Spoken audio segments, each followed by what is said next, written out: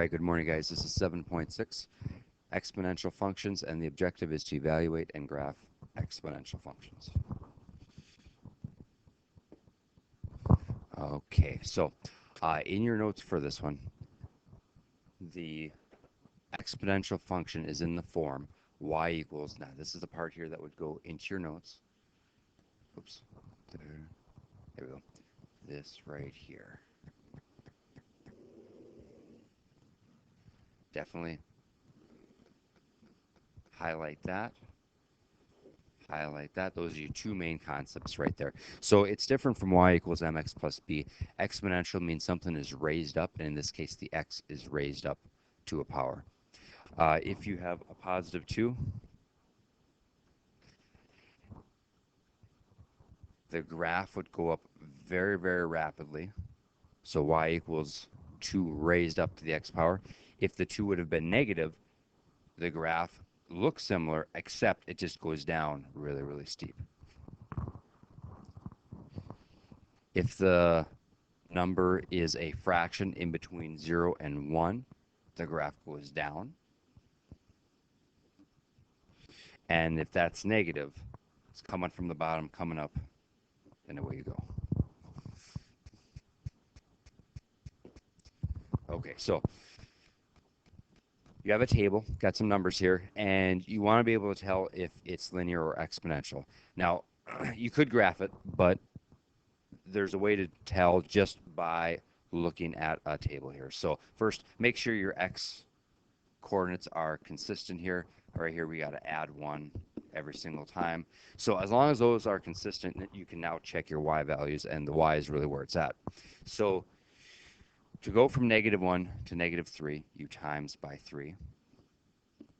Same thing, and same thing. So as long as you have a multiply by, and it could be any number here, that's an example of an exponential function. And if I go to the next page here, so of course this one would go into your notes, and right beside that one, let's check this one out. Notice how this one increases by 1, so we're just checking to make sure this is consistent. +1, +1.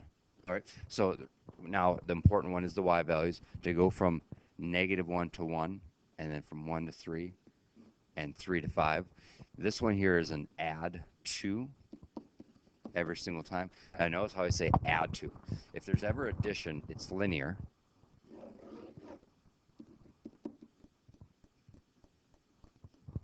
And if there's ever a multiply pattern, it is exponential. Okay. So we could almost call this one down here letter C now, because we got 2 of them done, an A and a B. So this one down here, this is in the form y equals mx plus b, because the x is lower. Now if I compare this one, I'll flip the page real quick here, guys, to this one. Notice how the x is raised up on this one. It is an exponent. So again, this one here is exponential. You can call it letter D. Letter D, that's exponential. And back to letter C, this one here would have been linear.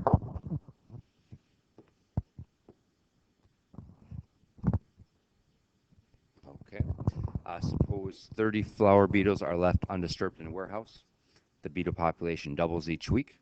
So your initial value is 30. It doubles. We're going to call that a common ratio a couple of lessons from now.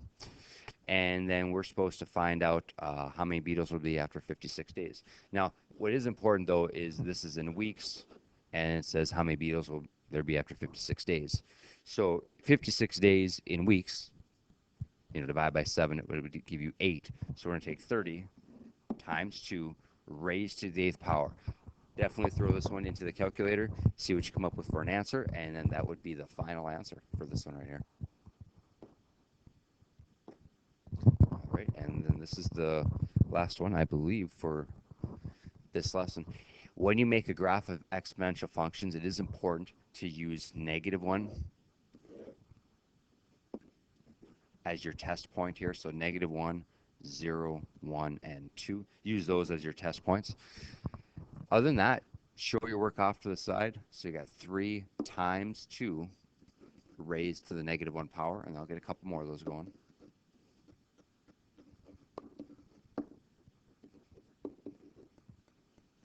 All right, so 0 is always going to be the easiest one to start with. Anything to the 0 power is 1, so really we're taking 3 times 1, and that's just 3. It's going to give you 6. 2 squared is 4. 4 times 3 is 12. And if you look for patterns, 12 is cut in half to get 6. 6 is cut in half to get 3. 3 is cut in half to get 1.5. All right, then we'll just plot the points, and this one's done. So the point -1, up 1.5, 0, 3, 1, 6, and 2, 12. And 12 would have to go off the grid a little bit. So you can see if you would page all the way back to the beginning, we talked about the shape of these. So this one makes a curve that goes up rapidly. And yikes. I'll try to make it a little better, and it didn't get too much better. But anyway, it curves up really, really steep, and that's why it's called an exponential function. All right, and we are skipping these. So good luck, guys, and have a great day.